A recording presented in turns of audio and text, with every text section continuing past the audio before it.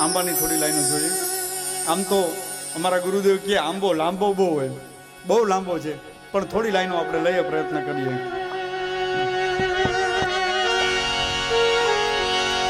આંબો અખંડ ભુવન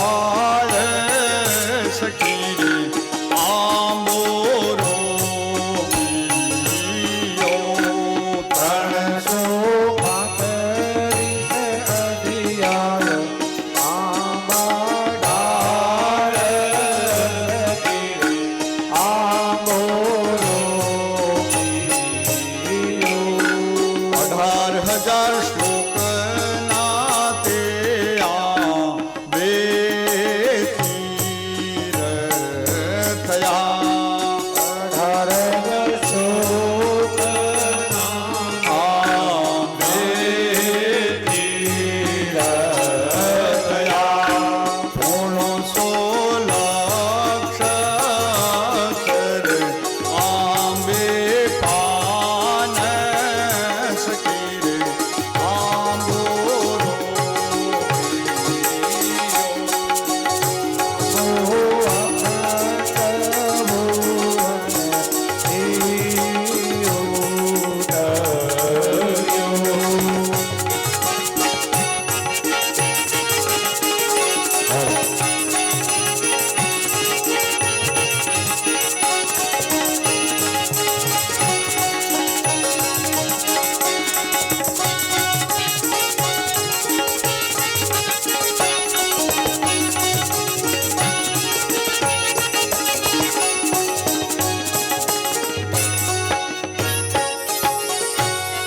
પ્રકરણ 43 ના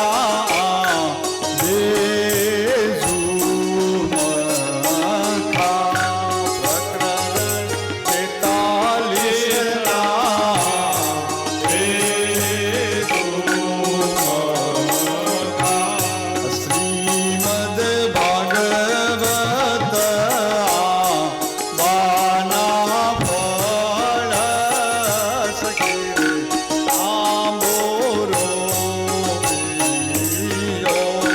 શ્રીમદ ભાગવત આના ફળ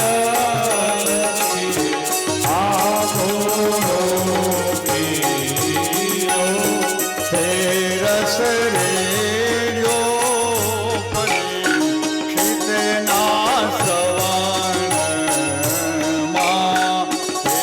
રસ રેડ્યો પરીક્ષિતના શ્રવણમાં ખરો અનુગ્રહનો આધાર સખી આંબોરો પીયો ખરો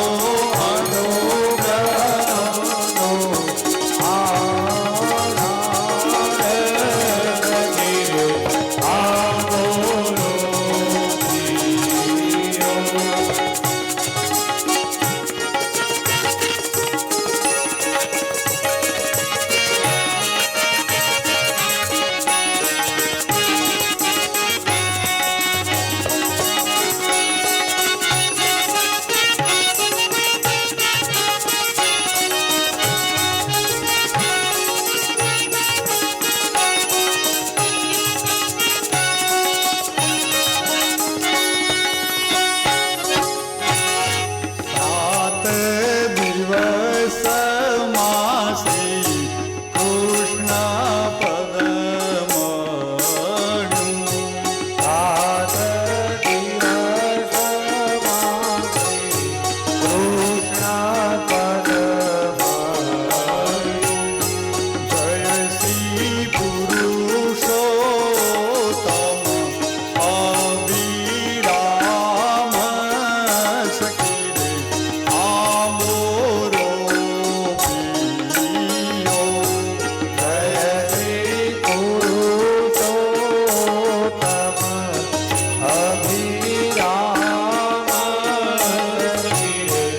આપોલો આંબો ગાય શીખે અને સાંભળે ગાય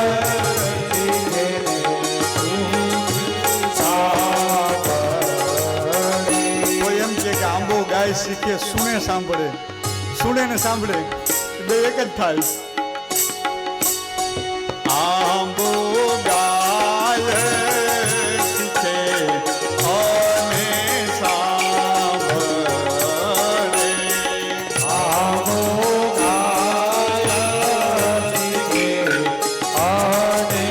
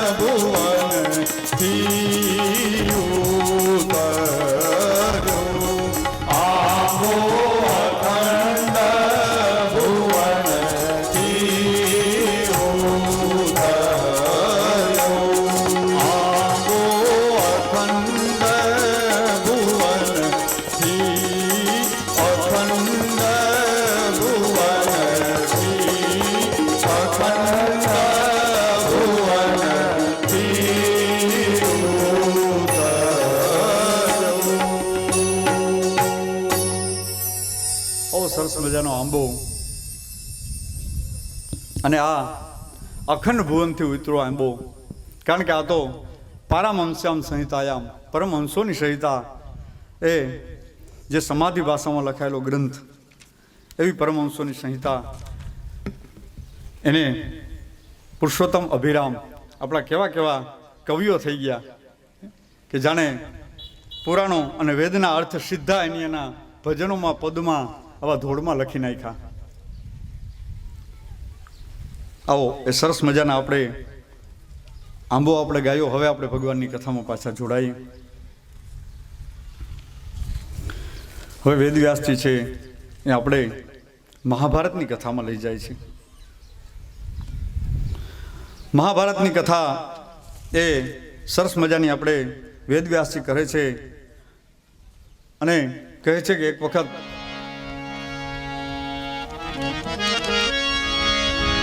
પાંડવો અને કૌરવોનું જ્યારે યુદ્ધ થયું, અને પાંડવો જ્યારે માયના નહીં, કૌરવો જ્યારે માયના નહીં, કહ્યું ભગવાને કે તમે એને વધારે નહીં પણ એ તમે 5 ગામડા તો આપી દો, એનો નિર્વાહ થાય એટલા માટે થઈને. છતાંય ન માયના. ભગવાને સમજાવ્યા કે તમે સમજી જાઓ નહીં તો યુદ્ધ થશે, પણ જો માને તો દુર્યોધન થોડોક કહેવાય. અને આખરે એ નિશ્ચિત હતું. પાંડવો અને કૌરવનું યુદ્ધ થયું. યુદ્ધની અંદર ભીમે દુર્યોધનના શરીર ઉપર ગદાના પ્રહારો કરી અને દુર્યોધનની કમર અને સાથળને ભાંગી નાખી છે. દુર્યોધન મૃત્યુ શૈયા ઉપર પડ્યો છે અને વિલાપ કરે છે કે અમારા 100 ભાઈઓનો નાશ થયો, અમારી પાછળ હવે કોણ બચ્યું? માત્ર 5 ભાઈઓ રહ્યા. એને અને એક બાજુ ઈર્ષાની આગમાં પણ બળતો હતો. એવી પણ વાત સાંભળી છે કે દુર્યોધનને હરખ અને શોક જ્યારે ભેગા થાય ને ત્યારે જ દુર્યોધનનું મૃત્યુ થાય. દુર્યોધન વિલાપ કરે છે. એવામાં એ ગુરુ દ્રોણનો પુત્ર અશ્વત્થામા આવે છે. કહે કે દુર્યોધન શા માટે વિલાપ કરે છે? હું તારો મિત્ર છું ને, તારું વેર હું વારીશ. અને એ વેરના આગમાં એ અશ્વત્થામા પણ પાંડવોની જ્યાં છાવણી હોય છે ત્યાં રાત્રિના સમયે જાય છે, અને ભગવાન છે કૃષ્ણને ખબર પડી જાય છે કે આજે અશ્વત્થામા આવવાનો છે. આ તો અંતર્યામી સર્વજાનંતી ભાવ જાનંતી ભાવુકાહ. ભક્તોના હૃદયનો સીધો ભાવ જાણી લે તો આ કપટીના હૃદયનો ભાવ ન જાણી શકે. ભગવાનને થયું કે આજ નક્કી આ પાંડવોને મારી નાખશે. એટલે ભગવાને કહ્યું કે આજ તમારે તમારી એ છાવણીમાં નથી સુવાનું, તમારી બીજી બાજુની છાવણી છે ને એમાં સુવાનું છે. પાંડવોએ જરા પણ વિરોધ ન કર્યો, અને જ્યાં ભગવાનની આજ્ઞા માની અને તરત જ બીજી છાવણીમાં સૂઈ ગયા. આ બાજુ પાંડવોના પુત્ર છે, પાંડવોના પુત્ર ત્યાં સૂતા હતા, અને રાત્રિના સમયે એ પેલો અશ્વત્થામા છે એ રાત્રિનું ઘોર ભીષણ અંધકાર છે, એ અંધકારની અંદર આવી અને જ્યાં પાંડવોના 5 પુત્રો જ્યાં સૂતા હોય એના માથા છે ધરથી અલગ કરી નાખે છે. તલવારના પ્રહાર વડે એ ઊંઘની અંદર સૂતેલા પાંડવોના પુત્ર છે એને મારી નાખે છે.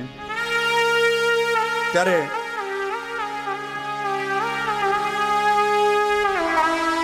ભગવાનને ખબર પડે છે, દ્રૌપદીને ખબર પડે છે. સવારે જ્યાં વહેલી ઉઠીને જાય ત્યાં પોતાના પુત્રોના જે ધડથી મસ્તક અલગ જોયા, લોહીની અંદર એનું પગ પડે છે, અને વિચાર કરે છે કે હાય રે આવું કોને કર્યું હશે. દ્રૌપદી છે એ આમ ટીટોળીની પેટે રોવા માંડે છે. જાણે આમ કોઈ ટીટોળી રુદન કરતી હોય ને ઈંડાને લઈ લઈએ એવી રીતના દ્રૌપદી રુદન કરવા માંડે છે. માતા શિશુનામ નિધનમ સુતાનામ નિસમ્ય ઘોરમ પરિતોપ્યમાન યદા રુદ્ધબાષ્પકલાકુલાક્ષી તામ સાત્વયન્નાહ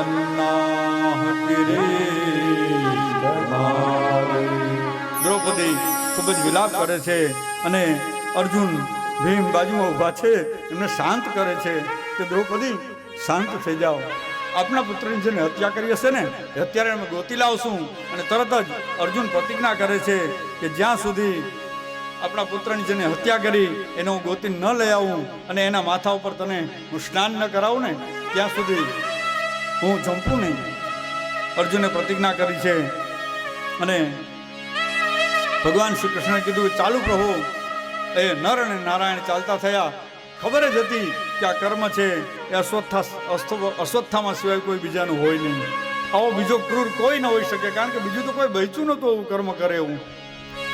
અને જે દિશા તરફ અશ્વત્થામાં ગયો હતો ત્યાં ભગવાન અને અર્જુન રથ લઈને ગયા. એની પાછળ રથ દોડાવે છે અને જ્યાં અશ્વત્થામાં થોડોક આગળ પહોંચે ત્યાં અર્જુન ભગવાનને ઈશારો કરે છે કે પ્રભુ રથને એવો બંધ કરો, હું ઉતરી જાઉં. કહે છે કેમ? તો કે મારો જે દુશ્મન છે ને એ રથ વગરનો છે, એટલે મારાથી રથજી ઉપર ન રહેવાય. જો તો ખરી એ દુશ્મનીની અંદર કેટલી ખેલદિલી. અર્જુન નીચે ઉતર્યા છે અને એમને જ્યાં બાણ છોડે છે એમની સામે તૈયારી કરે છે ત્યાં અશ્વત્થામા શરણ થયો. અશ્વત્થામાને એ પકડી લીધો છે અને અર્જુન અને અશ્વત્થામા એને પકડી અને જેમ પશુવત જેમ બાંધીને લઈ આવે, પશુને બલિના પશુને એમ બાંધીને લઈ આવ્યા છે. અશ્વત્થામાએ તો પેલા બહુ અર્જુનને હેરાન કરવાની કોશિશ કરી, પણ ભગવાને એમની રક્ષા કરી છે. અને જ્યારે બાંધીને લઈ આવ્યા અને જ્યારે દ્રૌપદીની સામે રજૂ કર્યા છે, અશ્વત્થામાને કહ્યું કે હે દ્રૌપદી, આ આપણો 5 પુત્રનો હત્યારો છે અને તમે મારી નાખો. જે તમારે સજા કરવી હોય એને સજા કરો, તમે જે હુકમ કરો હું એને કરીશ. ત્યારે દ્રૌપદી ના પાડે છે કે નહીં, એ તમારા ગુરુ દ્રોણનો શિષ્ય છે, બ્રાહ્મણનો દીકરો છે, એને દેહદંડ ન દેવાય. બ્રહ્મબંધુર્ન હંતવ્યમ આતતાય વધારહણ મયો ભયમાનાતમ પરિપાયનુશાસન. એ દ્રોણનો દીકરો છે, એને તમે છોડી દો. મુચ્યતા મેષ બ્રાહ્મણો નિતરામ ગુરુ. બ્રાહ્મણનો દીકરો છે, જન્મથી ગુરુ છે, 18 વર્ણનો ગુરુ છે, અને આ તો સાક્ષાત તમારા ગુરુ દ્રોણનો દીકરો છે. અને તમે મારીને બ્રહ્મહત્યા લેશો. બીજું, જેના 5 દીકરા મરી ગયા છે એને તમે છાની નથી રાખી શકતા, તો આને મારીને માને તમે છાની રાખી શકશો? એટલે શાસ્ત્રોમાં દ્રૌપદીને દયાની દેવી કીધી છે. અને એ પણ એને ખબર પડે છે કે ક્યાં દયા રખાય ને ક્યાં ન રખાય. ભર સભામાં જ્યારે દુશાસને એની લાજ લેવાની કોશિશ કરી, એની સાડીનો છેડો ખેંચ્યો, ત્યારે એના ઉપરની દયા ન રાખી. પણ આ 5 સગા દીકરાને મારી નાખ્યા છતાં એના ઉપર દયા રાખી. તો દયાની દેવી છે, કરુણાની મૂર્તિ છે. આ બાજુ ભીમને ક્રોધ ચડે, અર્જુનને કહે છે કે અર્જુન મારી નાખ, તારો જીવ ના તો લાવ મને. મોટા ભાઈ કહે કે ભીમ નહીં, એ બ્રાહ્મણનો દીકરો છે, ના મરાય. બંને મોટા ભાઈ અર્જુનના ભાઈ. ભીમ કે મારી નાખ, યુધિષ્ઠિર કે ન મરાય. હવે આવા સંકટ સમયની અંદર શું કરવું? અર્જુન છે એ આવેશમાં પણ વિવેક ન ગુમાવે ને એને અર્જુન કહેવાય. અર્જુને ભગવાન સામે જોયું, નજર કરી, ત્યાં ભગવાને ઈશારો કર્યો. ભગવાને કહ્યું કે અર્જુન, વપનમ દ્રવિણા દાનમ સ્થાનમ નિર્યાપનમ તથા એ સહી બ્રહ્મબંધુનામ વધો નાન્યસ્તિ દેહિનઃ. બ્રાહ્મણના દીકરાને દેહથી ન મરાય. બ્રાહ્મણના દીકરાનું સભામાં તમે અપમાન કરો ને તો એનું મૃત્યુ સમાન છે. એની શિખાનું તમે છેદન કરો એટલે એનું મૃત્યુ સમાન છે. જંગલની અંદર એ સિંહ જાતો હોય અને એની કેસવારી તમે કાપી નાખો અને સિંહને બકરા જેવો બનાવી દો તો એનું મૃત્યુ છે. અને સભાની અંદર લોભિયા માણસ પાસે તમે જો કદાચ 1000-2000 રૂપિયા ફાળો લઈ લ્યો ને તો એનું મોત જ થઈ જાય. એને 8 દિવસથી નીંદર ના આવે કે ઓહો 1000 રૂપિયા મારાથી લખાવાઈ ગયો, એટલે એનું મોત થઈ જાય. ભગવાને ના પાડી કે અર્જુન એને દેહદંડ ન દેવાય. અર્જુને એમની શિખાનું છેદન કર્યું છે અને શિખા નષ્ટ કરી એનું અપમાન કર્યું છે અને સ્થાનમ નિર્યાપણમ તથા ધક્કો મારીને અપમાન કરીને કાઢી મૂક્યો છે. પણ એ અશ્વત્થામા છે એ વેરની આગમાં બળતો હતો અને વિચાર કરતો હતો કે હજી જ્યારે મને મોકો મળશે ને ત્યારે હું આ પાંડવોને તો નષ્ટ કરી જ નાખીશ. દુર્યોધનને ખબર હતી કે અશ્વત્થાનું કામ નથી. અશ્વત્થામાને જ્યાં એના દુર્યોધનને 5 દીકરાઓના ધળ દીધા ને ત્યાં દુર્યોધનને ખબર પડી ગઈ હતી કે અમે આવા બળવાન હતા, અમે કોઈને મારી ના શક્યા અને અશ્વત્થામા આને મારી શકે. દુર્યોધન એનો દેહ છોડે અને એ પછી અશ્વત્થામાને તરત જ વિચાર આવ્યો કે હવે હું આને મારી નાખું. એને ખબર પડી અશ્વત્થામાને કે ઉત્તરાના ગર્ભની અંદર બાળક છે અને ત્યારે ફરી વેર લેવા માટે થઈને તૈયાર થયો અને અશ્વત્થામાએ ઉત્તરાના ગર્ભ પર બાણ છોડ્યું છે. ત્યારે ઉત્તરા ભગવાનને શરણે ગઈ છે અને કહે છે, પાહી પાહી મહાયોગિન દેવ દેવ જગતપતે નાન્યમ તદભયમ પશ્યે યત્ર મૃત્યુ પરસ્પરમ. કહે છે, હે પ્રભુ, આપ મારી રક્ષા કરો, આપ મારા ગર્ભની રક્ષા કરો, મારા ઉદરની અંદર બાળક છે, આપ એ જીવની રક્ષા કરો. ત્યારે ભગવાન સાક્ષાત દ્વારકાધીશ એ ઉત્તરાના એ પ્રવેશતા ઉત્તરાના જે શ્વાસ હતા એ શ્વાસની અંદર ભગવાન એની અંદર પ્રવેશ કર્યો છે અને એ ગર્ભની અંદર ભગવાન એ બાળકની રક્ષા કરી છે. અને એ બાળક કોણ હતો તો કહે છે બાળક પરીક્ષિત હતો. એટલા માટે થઈને ભગવાનને અવતાર લેવો પડ્યો. ભગવાનને ખબર હતી આ પરીક્ષિત છે એ ભગવાનનો મોટો ભક્ત થશે અને એટલા માટે થઈ અને આ એક જ એવી સ્ત્રી છે ભાગ્યશાળી કે જેના ઉદરની અંદર જીવ અને શિવ એકી સાથે બને આવ્યા. ભગવાને એમની રક્ષા કરી. બાળક છે એ બધી બાજુ જોવા માંડ્યો, આમ તેમ પરીક્ષણ કરવા માંડ્યો. એટલા માટે થઈ અને એનું નામ પરીક્ષિત થયું છે. એવી જ રીતે ભગવાને એના ગર્ભની રક્ષા કરી છે અને ત્યારબાદ એમની ભગવાનની સ્તુતિ કરી છે. કુંતાજીએ ભગવાનની સ્તુતિ કરી છે.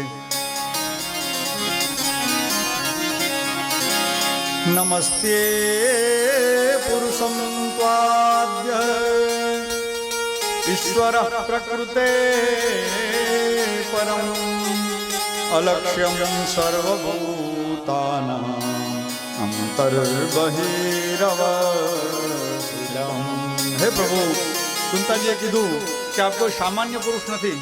તમે અમારી કેવી કેવી રક્ષા કરી, તમે અમને કેવા કેવા સંકટમાંથી ઉગાર્યા છે. તમે કોઈ સામાન્ય પુરુષ નથી. કુંતાજી તો ભગવાનના ફઈ છે, પણ હું તમને ઓળખું છું, તમે કોઈ સામાન્ય નથી. કુંતાજી કહે છે કે આપ કોણ છો તો કહે છે, કૃષ્ણાય વાસુદેવાય દેવકી નંદનાય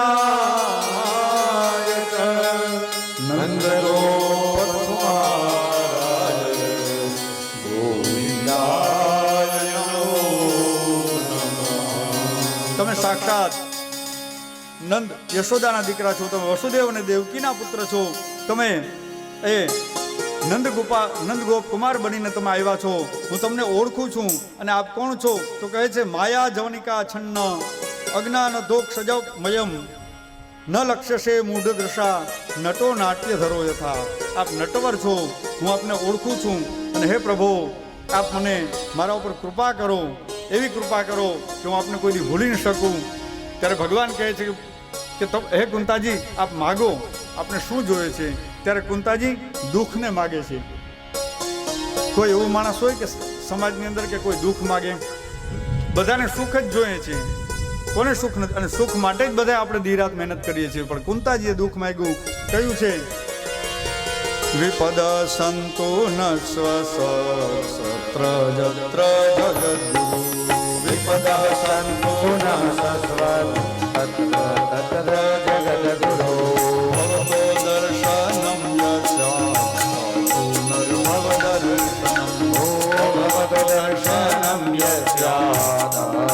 પુનર્ભવદર્શનમ.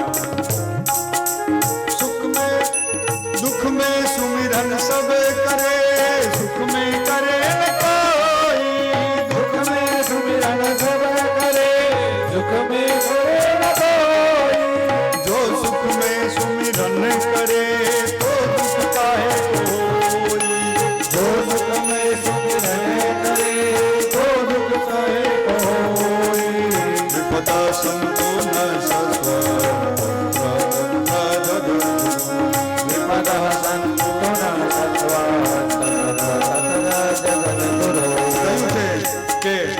સુખમાં તો બધા ભગવાનને ભૂલી જાય, દુઃખમાં સ્મરણ કરે. જો સુખમાંય ભગવાનનું સ્મરણ કરે તો એને કોઈ દુઃખ આવતું નથી. પણ કુંતા માતાએ કીધું, હે પ્રભુ તમે મને દુઃખ આપજો જેથી કરીને હું તમને કોઈ ભૂલી ન શકું. હનુમાનજી મહારાજ પણ એ કહે છે. અને વિપદો ને વિપદ સંપદો ને સંપદ વિપદ વિષ્ણુ સ્મરણ વિષ્ણુ સંપન્ન નારાયણ વિપદ વિસ્મરણમ વિષ્ણુ સંપન્ન નારાયણ કહે છે વિપત્તિ છે વિપત્તિ નથી, એ તો મોટી સંપત્તિ છે. શા માટે? કે વિપત્તિ આવે તો ભગવાનનું નામ જપાય. અને રામાયણની અંદર હનુમાનજી મહારાજે કીધું, કહ હનુમંત વિપત્તિ પ્રભુ સોઈ, કહ હનુમંત વિપત્તિ પ્રભુ સોઈ, જબ તબ સુમિરન ભજન હોઈ, જબ તબ સુમિરન ભજન હોઈ, વિપદ સંતોષ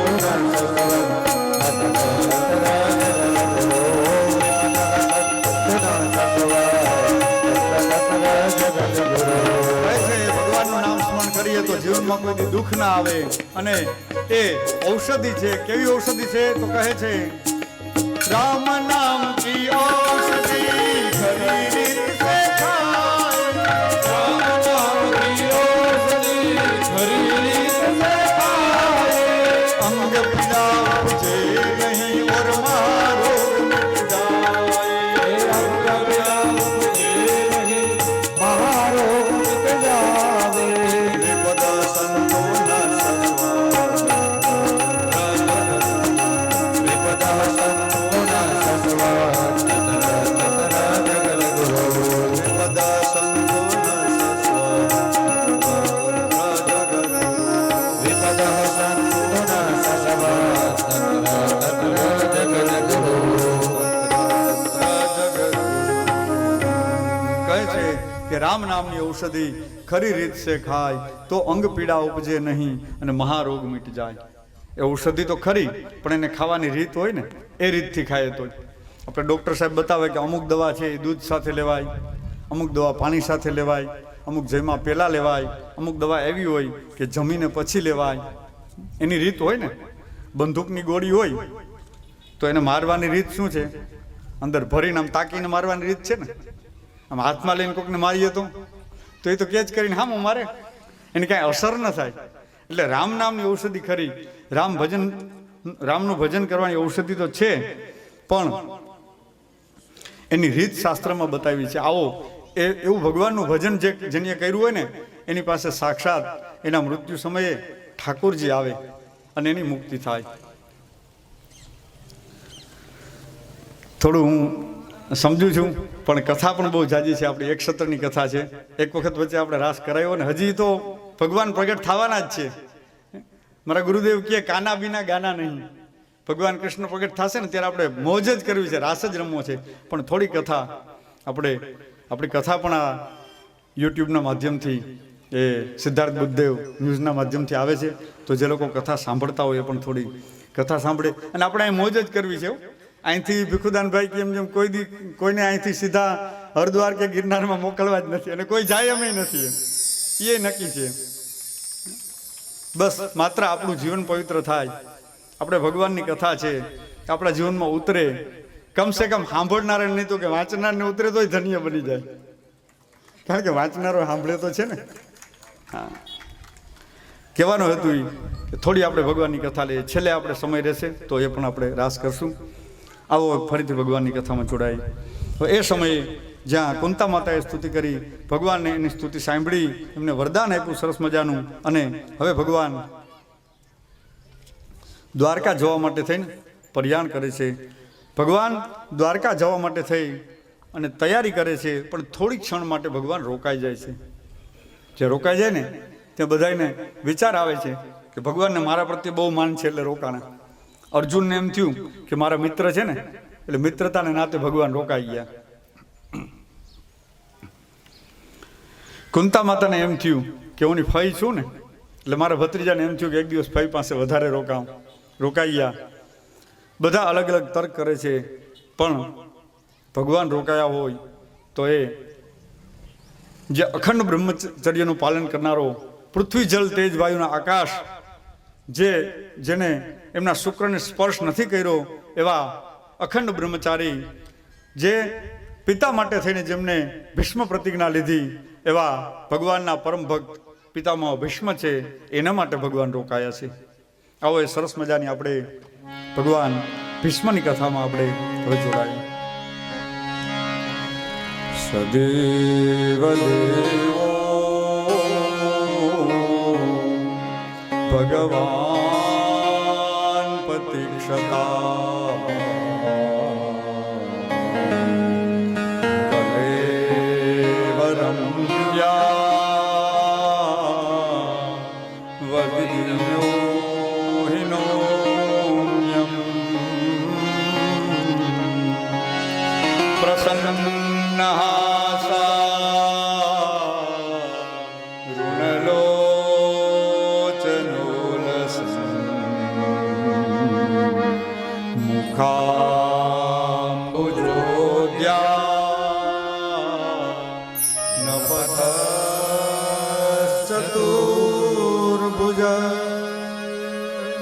ભગવાન ભક્તો ઉપર કૃપા કરનારા ભગવાન કોને માટે રોકાયા? તો કહે છે કે ભીષ્મ માટે થઈને રોકાયા છે.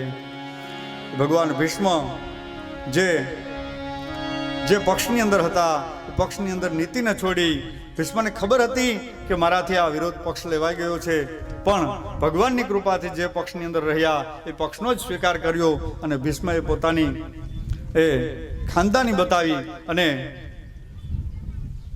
પાંડવો સાથે એને યુદ્ધ કર્યું. આમ તો ભીષ્મની અંદર ઈચ્છા નહોતી કે હું પાંડવોની સાથે યુદ્ધ કરું, પણ એમાં પણ ભગવાનનો કંઈક સંકેત હતો, એટલા માટે થઈ અને ભીષ્મને સામે પક્ષે રહેવું પડ્યું. મહાભારતની કથાની અંદર કહેવાય છે કે જ્યારે યુદ્ધ પૂરું થયું ને, યુદ્ધ ચાલુ થયું ને એની પહેલા અર્જુનને જરા મોહ થયો, ક્ષોભ થયો કે ભાઈ આ મારા કાકા, મામા, મારા ભાઈઓ, મારા ભત્રીજા, મારા ગુરુ, આને હું મારું?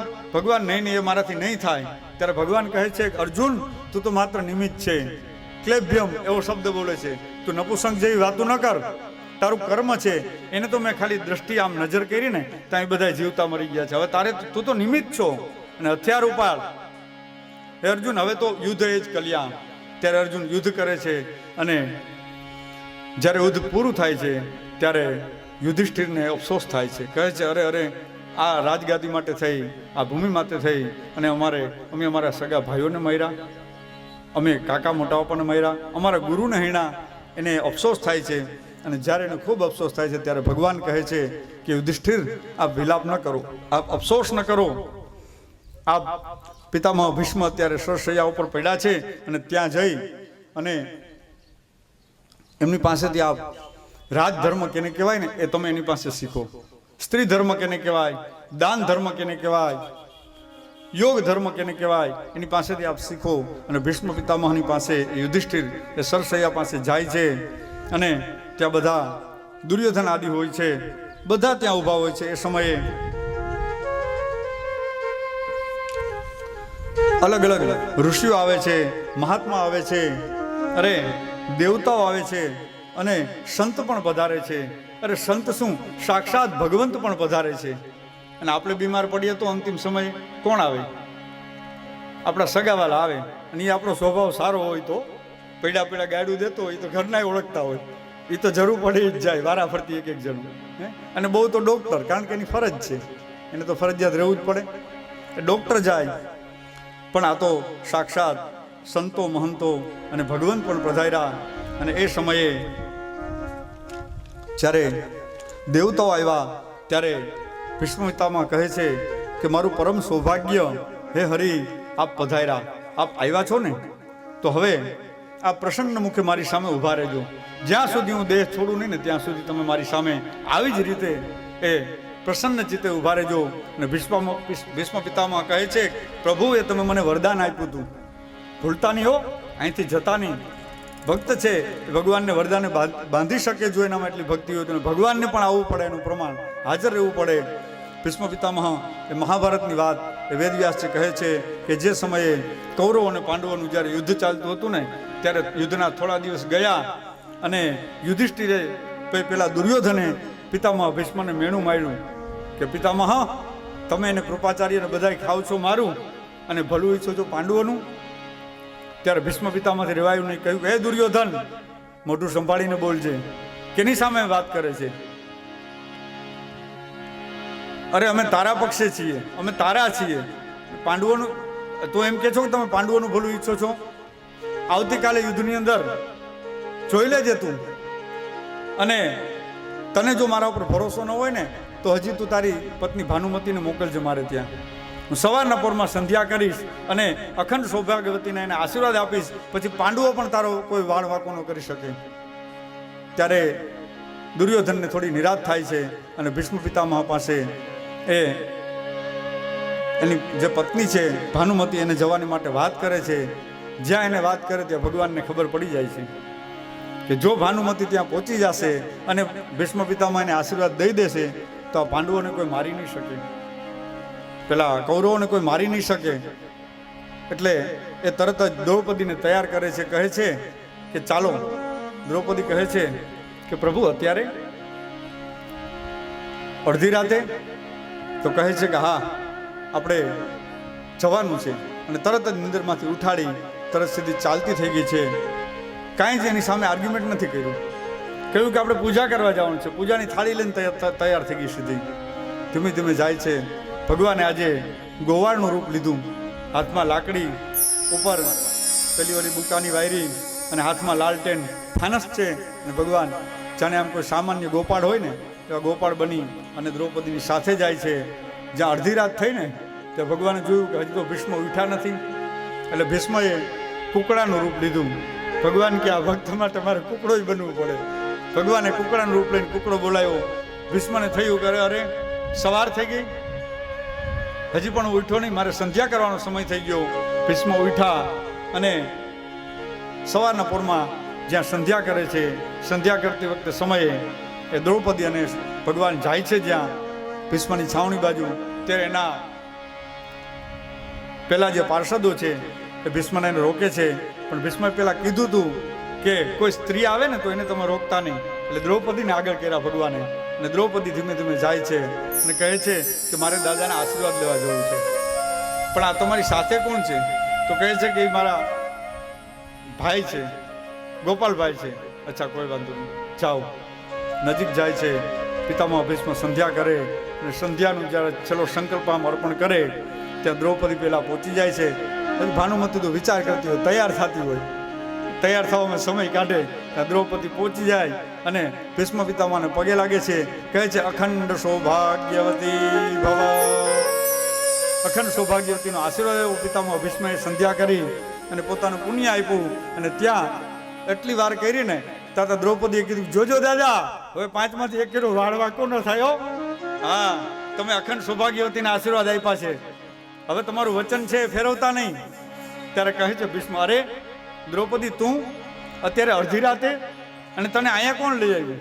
આવવાનું તો ભાનુમતીને, અને તું અહીંયા આવી ગઈ. કાંઈ વાંધો નહીં બેટા, એ તારા ભાગ્યમાં હશે, તું પણ એને યોગ્ય હશે. ભાનુમતી તો હજી મોડી દાદાએ બધાને આશીર્વાદ આપી દીધા. ત્યાં મોડી પહોંચી, બધું કામ પૂરું થઈ ગયું. પિતામાને વિચાર આવ્યો કે આને લઈ આવનાર બીજું કોઈ ન હોય ન હોય, સાક્ષાત ગોવિંદ હોઈ શકે, બીજું અડધી રાતે કોણ લઈ આવે? ચાલ એની સાથે બહાર જાઓ. અને પિતામહ કહે છે, ચાલ, તારી સાથે કોણ આવ્યું છે અત્યારે રાતના? તો કહે છે મારી સાથે મારો ગોવિંદભાઈ આવ્યો છે. તો ચાલ બતાવ તારા ભાઈને. જોવે છે તો ભગવાન આમ બુહારી વાયરી છે, હાથમાં લાલટેન, નીચે ફાનસ નીચે રાખી દીધું, હાથમાં લાકડી. અને હજી તો આમ પૂરો સૂર્યોદય નહોતો થયો, આપણી ભાષામાં મોહજુડું નહોતું થયું.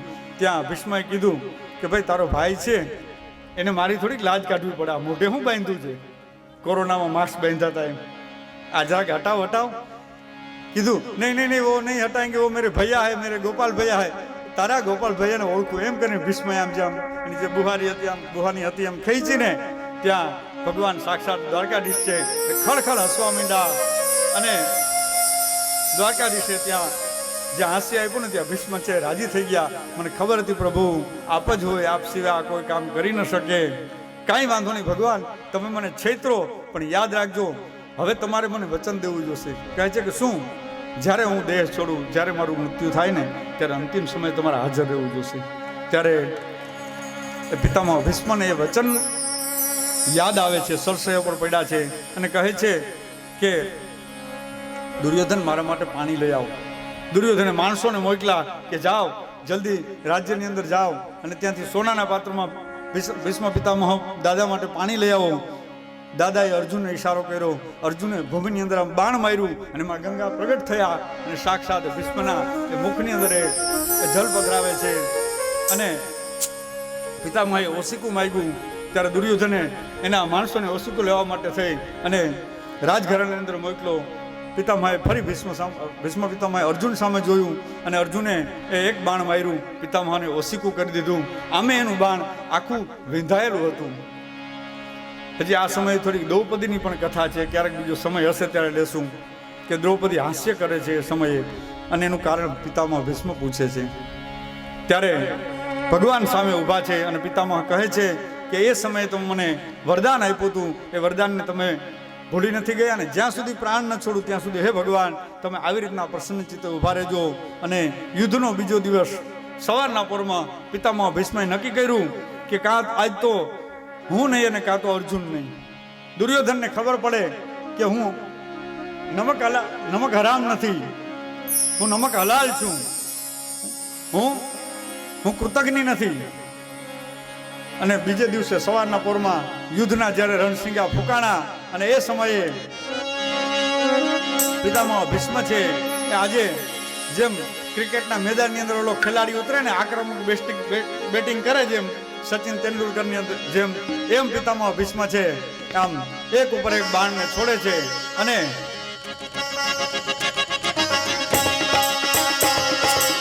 એક એક બાણ આમ જ્યારે છોડે છે અર્જુનને જાણે હમણાં મારી નાખશે.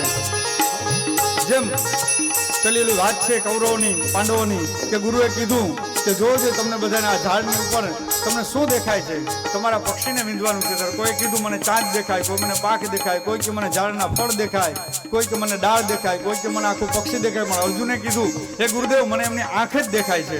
એવી રીતના આખા યુદ્ધના મેદાનની અંદર પિતામહ ભીષ્મ છે એને માત્ર હવે અર્જુન જ દેખાય છે.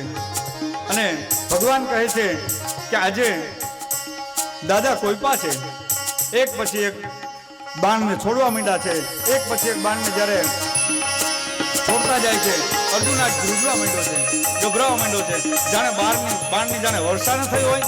અને જંગલની અંદર કેસરી સિંહ છે જામ એને શિકાર કરવા માટે થઈ અને હરણા ઉપર જામ તળાપ મારે ને દાદા એમ ટોપી અને જામ એક પછી એક બાણ છોડ્યા. અર્જુન છે ભગવાનની પાછળ સંતાઈ જાય છે, ઘોડાઓને બાણ લાગે છે, ભગવાનને પણ બાણ લાગવા માંડ્યા, અર્જુનને પણ બાણ લાગવા માંડ્યા છે. ભગવાન અર્જુન કહે છે ભગવાનને કે ભગવાન બચાવો બચાવો, દાદા મને મારી નાખશે. અને જ્યારે રણ મેદાનની અંદર જાણે આમ ભીષ્માકાર વાતાવરણ થઈ ગયું અને બધા કહે કે ભાગો ભાગો ભીષ્મ આવ્યા ભીષ્મ આવ્યા. એવી રીતના ભીષ્મ કોઈપા છે અને જ્યાં અર્જુન ઉપર બાણ છોડવા જાય છે, બ્રહ્માસ્ત્ર જ્યારે આમ છોડવા જાય એમ થાય કે હમણાં અર્જુનને મારી નાખશે, હમણાં મારી નાખશે. એ સમયે ભગવાન આગળ દોડ્યા છે અને દોડી અને તરત રથનું ચક્ર લઈ લીધું અને જ્યાં બાણ છોડે ને એ પેલા ચક્ર લઈ લીધું. ચક્ર લીધું ને ત્યાં ભીષ્મએ છે ને પોતાનું બાણ મૂકી દીધું, ભગવાને ચક્રનો ઘા કર્યો, ફેંકી દીધું. જો મોટા માણસનો ક્રોધ કેવો હોય એમાંથી શીખવાનું હોય. ભીષ્મએ આમ બાણ ચડાવ્યું અને એમ થયું કે હમણાં અર્જુનને મારી નાખશે. અર્જુન હે મેરો પ્રાણ, મેં હું અર્જુન કો પ્રાણ.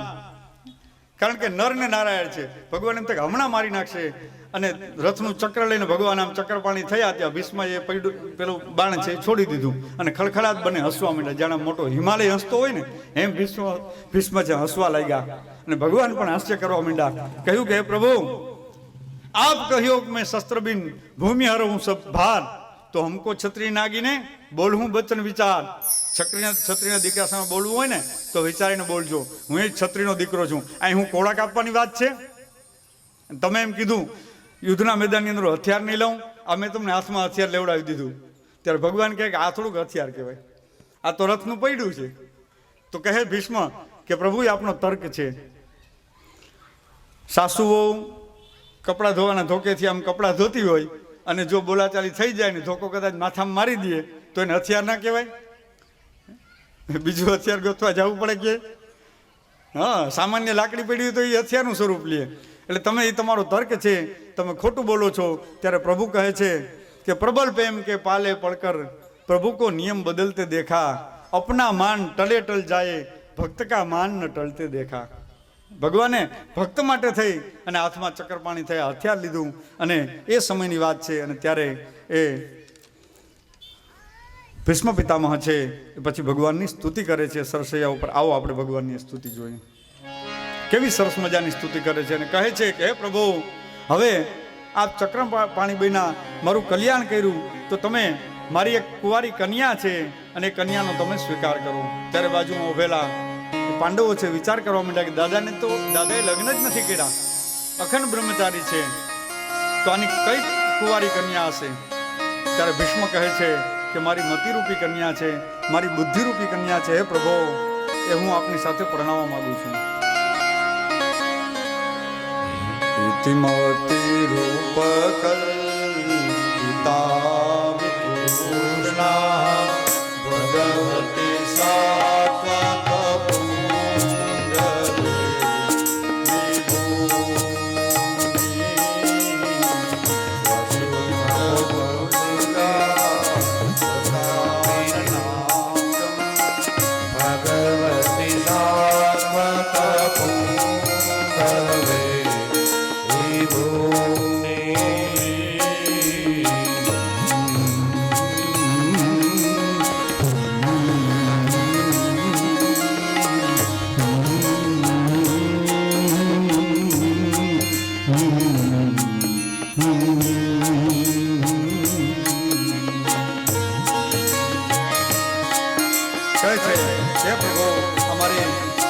બુદ્ધિરૂપી કન્યા છે, હું આપને અર્પણ કરું છું. અને એને આપ બહુ ગમો છો. શા માટે? કે આપ ખૂબ જ સુંદરવાન છો અને આપણાથી સુંદર આ જગતમાં કોણ હોય? કહે છે કે આપ ત્રિભુવન સુંદર છો. આપણાથી સુંદર જગતમાં બીજું કોઈ ન હોઈ શકે. કહે છે કે ત્રિભુવન કમનમ તમાલ વર્ણમ રવિકર ગૌરવ રામબરમ દધાને વપુરલ કકુલા વૃતાનનાબ્જમ વિજય સખે રતિરસ્તુ મે નવદ્યા. આપ કેવા છો? તો ત્રિભુવન સુંદર છો. જ્યારે સવારના પોરમાં સાંજના સમયે આપ જ્યારે ગાયો ચરાવીને આવતા હો ત્યારે આપણા ઘુંઘડિયારા વાર એની અંદર ગાયોના ચરણની જે રજ છે અને આ પાંડુરંગ બની ગયા હો ત્યારે હે પ્રભુ, આ પીળું પિતાંબર ધારણ કર્યું હોય છે. વનની અંદર વનની માળાને ગુંજામાળા આપણે ધારણ કરી હોય છે. ત્યારે એ ગાયોને ચરાવતા હો અને અધરામૃત મોરલીને અધરામૃત કરતા હો, વેણું લઈને આપણે આપ વેણું નાદ કરતા હો ત્યારે આપ કેવા સુંદર લાગો છો. આપણાથી વધારે સુંદર કોણ હોય? અને આમે કન્યાને શાસ્ત્રમાં કીધું છે કે સૌથી વધારે રૂપ ગમે છે. કન્યા વરતે રૂપમ માતા વિત્તમ પિતા કુલમ બાંધવામ સુતમિચ્છન્તિ મિષ્ટાનમ મિત્રે જના. ભાવ બતાવ્યો છે કે કન્યાને સૌથી વધારે શું ગમે? તો કે સ્વરૂપવાન મૂર્તિઓ ગમે. ત્યારબાદ માતા શું વિચાર કરે? માતા કુલમ, માતા સુખમ. માતા છે એ સુખ જોવે. મારી દીકરી છે મોટર ગાડી બંગલામાં ફરવી જોઈએ, નોકર ચાકર હોવા જોઈએ, સેવકો એમની સેવા કરતા હોવા જોઈએ. પિતા કુલમ, પિતા શું જોવે? એનું કુળ જોવે કે મૃત્યુ ખાનદાર કુળનો તો છે ને, બુદ્ધિશાળી હશે તો રૂપિયા તો કમાઈ લેશે. અને ભાઈઓ છે જોવે કે અમારા જીજાજી છે એડ્યુકેટેડ તો છે ને, 2-5 વ્યક્તિ સારા ડૉક્ટરો એન્જિનિયરની સાથે વાત કરે તો કંઈક સરખી વાત કરી શકે એવા ભણેલ ગણેલા તો છે ને. અને સગા સંબંધી શું જોવે? તો મિષ્ટાન તરે જના. કરો ને કંકુના, અમને તો લાડવા ખાવા મળશે. અને મોટે ભાગે જોજો તમે કંકોત્રી જોઈએ પહેલી નજર ક્યાં જાય? ભોજન સમારંભ જે ખાનું હોય ત્યાં જ જાય. એમ કે સોરઠી ભોજન સમારંભ ક્યાં છે? ત્યારબાદ એ ભીષ્મ કહે છે કે આપ સુંદર તો છો, આપ સ્વરૂપવાન તો છો, હે પ્રભુ આપ શૌર્યવાન છો. જો પુરુષ છે એમાં શૌર્ય ન હોય તો એ કઈ સ્ત્રીને ગમે? ઘરમાં કામ કરતો હોય ને વંદો ઘરમાં નીકળે ને મમ્મી કરીને સેટી ઉપર ચડી જાય, હે એવો પુરુષ કોને ગમે? તો એવો શૌર્યવાન પુરુષ, હે ભગવાન આપ શૌર્યવાન છો. કેવા છો? કહે છે યુધિ તુરગરે જો વિધુમ્ન વિશ્વક કોચલુલિત શ્રમવાર્ય લંકૃતાશ્ય મમ નિશિત શરીર વિવિદ્યમાન ત્વચી વિલસત કવચેસ્તુ કૃષ્ણ આત્મા. હે પ્રભુ આપ જ્યારે આ હસ્તિનાપુરના રણ મેદાનની અંદર યુદ્ધની અંદર આપ સારથી બનીને જ્યારે આવ્યા, અર્જુનના સારથી બન્યા, ત્યારે આપ અર્જુનને મરવા ન દીધો, અર્જુનની આપે રક્ષા કરી અને શૌર્યતાથી. અરે એક એક વ્યક્તિના રૂએ બાણ લાગતા હતા, ઘોડાને બાણ લાગતા હતા, આપને બાણ લાગતા હતા, છતાં આપ જરાય ડર્યા વગર આપ કેવી રીતના આપ એ રથ ચલાવતા હતા. આગળના શ્લોકમાં કહે છે હે પ્રભુ આપનું શૌર્ય તો છે પણ આપની સમજણ પણ કેવી છે? પુરુષમાં સ્વરૂપ સારું હોય, સુંદર હોય, શૌર્ય પણ હોય, પણ સ્વભાવ સારો ન હોય તો? ત્યારે ભીષ્મ પિતામહ કહે છે આપનો સ્વભાવ કેવો છે કે આપ તો એ અર્જુનની આજ્ઞાનું પાલન કેવી રીતે કરતા હતા? આપ ઠાકોર હોવા છતાં, દ્વારકાધીશ હોવા છતાં પણ એક સામાન્ય નોકર જેમ, કોઈ ડ્રાઈવર બનીને ગાડી ચલાવતો હોય કોઈની નોકર તરીકે, એમ આપ અર્જુનનો રથ એક નોકર થઈને ચલાવતા હતા. ડ્રાઈવરને પેલા સેટ કહે ને કે સોફર ગાડી નિકાલો બહાર જાના હે, એને સીધો આમ હુકમ કરે, એમ અર્જુન તમને હુકમ કરતો હતો ત્યારે તમે કહેતા હતા હા પાર્થ અભી લે ચલતા હું. એવી રીતના આમ રથ લઈ અને તમે એક એના સારથી બની અને તમે રજૂ થાવ, એવી તો તમારી સમજણ છે. આપનો સ્નેહ કેવો છે? કહે છે કે પુરુષની અંદર સ્વરૂપવાન પુરુષ હોય, શૌર્ય હોય, એનો સ્વભાવ પણ સારો હોય, સમજણ પણ હોય, પણ સ્નેહ ન હોય તો, એના પરિવાર પ્રત્યેને લાગણી જ ન હોય તો કહે છે આપ તો આપણે કેવો સ્નેહ? આપણે અનેક દુઃખ પડ્યા છતાં એ દુઃખ સામે ન જોયું, સમગ્ર બ્રહ્માંડને આપણે પ્રેમ જ કર્યો, આપણે સ્નેહ જ આપ્યો, પોતે કષ્ટ વેઠીને બીજાને સ્નેહ આપ્યો. એવી વાત ભીષ્મ પિતામહ કહે છે. અને આપનો સ્નેહ પણ બહુ સારો છે. અને જે સ્ત્રી જેના લગ્ન થવાના હોય એ જ્યારે પુરુષની વરણી કરે તો એને કેવો વર ગમે? તો કે ભાઈ એનું માને એવો, એનું કયું કરે એવો. એટલા માટે કીધું કે ગોરમાં ગોરમાં રે કંથ દેજો કયાગ્રા, પછી ભલે થાય આબરૂના ધજાગરા, પણ પેલા એવો જોઈએ કયાગ્રો. એટલે એવી અહીંયા વાત ભીષ્મ પિતામહે કરી છે. અને અનેક પ્રકારે ભગવાન ભીષ્મ પિતામહ છે એ ભગવાનના વખાણ કરે છે અને કહ્યું કે હે પ્રભુ આપ જ આ મારા દેહના સ્વામી છો, આપ જ આ મારી મતિના સ્વામી છો. જેમ ઘોઘાવદરના એ સંત થઈ ગયા, દાસી જીવન ભક્ત થઈ ગયા, એની ગોપી ભાવે જીવન જીવવા, દાસી ભાવે જીવન જીવવા, એ પિતામહ ભીષ્મ છે.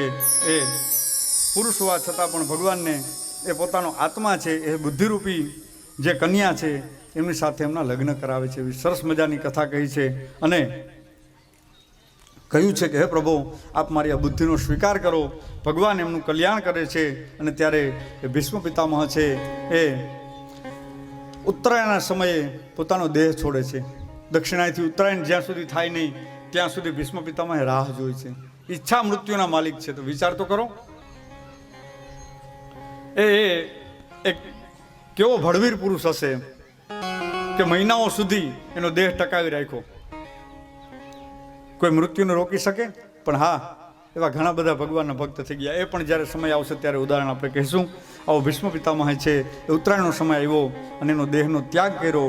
અને એનો દેહનો ત્યાગ કર્યો ત્યારે યુધિષ્ઠિર રાજા હતા અને યુધિષ્ઠિર રાજા વગેરે મળી અને એ એમની આજ્ઞાથી, યુધિષ્ઠિરની આજ્ઞાથી ભીષ્મ પિતામહના દેહના અગ્નિ સંસ્કાર કરાવડાવ્યા. કારણ કે શાસ્ત્રમાં એવું પ્રમાણ છે જે અભિષિક્ત રાજા હોય એ કોઈનો અગ્નિ સંસ્કાર કરી ન શકે, કરાવી શકે. ફરજિયાત કોઈ કુટુંબ કે અંગત વ્યક્તિ હોય તો વાત જુદી છે, એનો પરિવાર, પણ નહીતર એવું શાસ્ત્રમાં પણ વિદ્વાનો પાસે સાંભળ્યું છે કે અભિષિક્ત રાજા હતો, એટલે ભીષ્મ પિતામહના અગ્નિ સંસ્કારે કરાવ્યા છે. અને ત્યારબાદ પરીક્ષિતના જન્મ કર્મની કથા કહે છે કે હવે પરીક્ષિત મહારાજ છે, એમનો જન્મ થાય છે અને એના જન્મ સમયે વિદ્વાન બ્રાહ્મણોને બોલાવવામાં આવે છે અને કહે છે કે આ પુત્ર છે એ કેવો થશે. બ્રાહ્મણોને બોલાવીને એને પૂછે છે એના યુધિષ્ઠિર મહારાજ કે મારો દીકરો છે કેવો થશે. ત્યારે કહે છે કે પાર્થ પ્રજાવિતા સાક્ષાત ઇક્ષ્વાકુ માનવ બ્રહ્મણ્ય સત્યસંગશ્ચ રામો દાસરથિર યથા. કહે છે કે આ પાર્થ જો પ્રજાવતી થશે, પ્રજાનું રક્ષણ કરનારો થશે, ઇક્ષ્વાકુ જેવો એ માણસાઈ જેવો થશે અને સત્યસંગ ભગવાન રામ જેવો, દશરથના પુત્ર રામ જેવો છે એ સત્યસંગ થશે, એ પરાક્રમી થશે. ધન્વી નામગ્રણી રેશ તુલ્ય ચાર્જુન દ્વયો, બંને અર્જુન દેવો એ બાણાવાણી થશે અને અગ્નિ જેવો દુસ્તર થશે, અગ્નિ જેવો તેજસ્વી થશે, સમુદ્ર જેવો દુસ્તર થશે અને રંતિદેવ જેવો ઉદાર થશે. બ્રાહ્મણો એના જન્માક્ષર જોયા, એમના વખાણ કર્યા અને પછી એમ કહ્યું કે મહારાજ પણ એક એ જીવનની અંદર ભૂલ કરશે. ત્યારે મહારાજ પૂછે છે કઈ ભૂલ કરશે?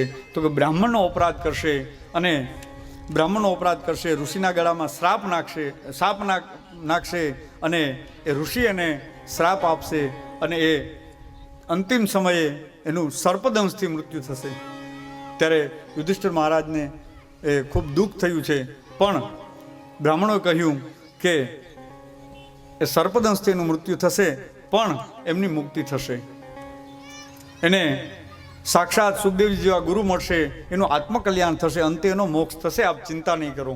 બ્રાહ્મણો એને આશ્વાસન આપ્યા છે.